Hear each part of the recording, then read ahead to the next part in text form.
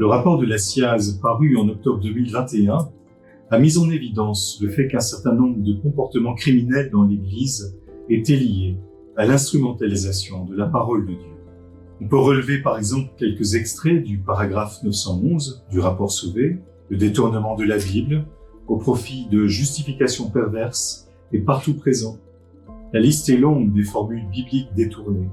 On observe que les expressions bibliques dévoyées à des fins de manipulation sont pour ainsi dire coupées d'un contexte qui les irrigue et déploie un sens véritable et profond. Ce dévoiement, continue le texte, repose à la fois sur un déni et un détournement du sens évangélique. De ce fait, la Commission regarde positivement l'évolution de la culture catholique vers une meilleure connaissance de la Bible, telle que voulue par le Concile Vatican II, avec ses règles d'interprétation.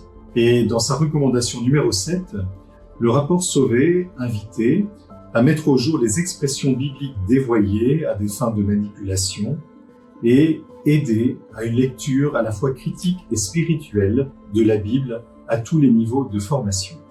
Déjà, le pape Benoît XVI, dans son exhortation apostolique Verbum Domini en 2010, avait attiré l'attention sur le risque d'une lecture de la Bible qui en dévoie le sens. Citation : « Je voudrais attirer l'attention surtout sur ces lectures qui ne respectent pas la nature authentique du texte sacré, favorisant des interprétations subjectives et arbitraires.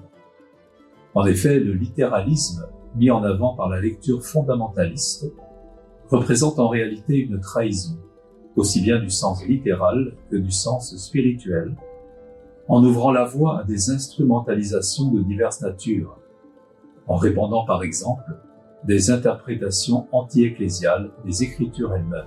Le pape François, lui aussi, a évoqué cette perversion en parlant des personnes qui, je le cite, se sont emparées de la parole de Dieu et la parole de Dieu devient la leur, une parole selon leur intérêt, leur idéologie, leur théologie, mais à leur service. Et chacun l'interprète selon sa propre volonté, selon son propre intérêt. Pour prévenir les risques d'instrumentalisation des Écritures et poser la base d'une bonne lecture et d'une bonne interprétation de celle-ci, la Conférence des évêques de France a voté en novembre 2021 la création d'un groupe de travail sous la responsabilité de la commission doctrinale.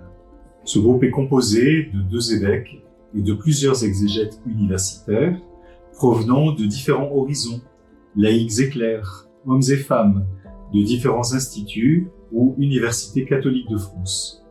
Une des convictions profondes que ce groupe de travail a rapidement acquise est que le meilleur remède au risque d'instrumentalisation des Écritures est de remettre vraiment la Bible dans les mains du peuple de Dieu en lui donnant les clés pour comprendre ce qu'est la Bible, comment la lire et comment l'interpréter.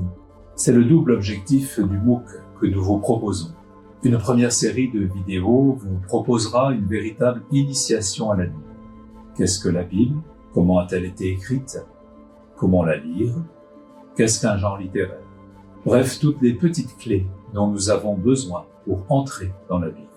Dans une seconde série de vidéos, nous vous proposons un approfondissement qui permettra d'aborder plus directement la question du dévoiement des Écritures et comment les prévenir. Et nous espérons que ce premier MOOC sera suivi de plusieurs autres afin de promouvoir la pastorale biblique en France. En complément à ce MOOC, nous vous invitons à lire le cahier Évangile numéro 201 qui s'intitule « Déjouer les logiques abusives, perspective biblique à la suite du rapport de la SIAZ ». Et vous trouverez par ailleurs sur le site internet du service biblique Évangile et Vie un portail de référence avec de multiples ressources pour la lecture biblique. Monseigneur Guélec et moi-même remercions toute l'équipe qui a préparé ce MOOC. Jérôme Moreau de l'Université catholique de Lyon, Sylvaine Lacou du Collège des Bernardins, le Père Jean-François Lefebvre de l'Institut Notre-Dame de Vie, le Père Éric Morin du Collège des Bernardins et directeur du service biblique Évangile et Vie, ainsi que Pauline Davance et le service de communication de la Conférence des évêques de France.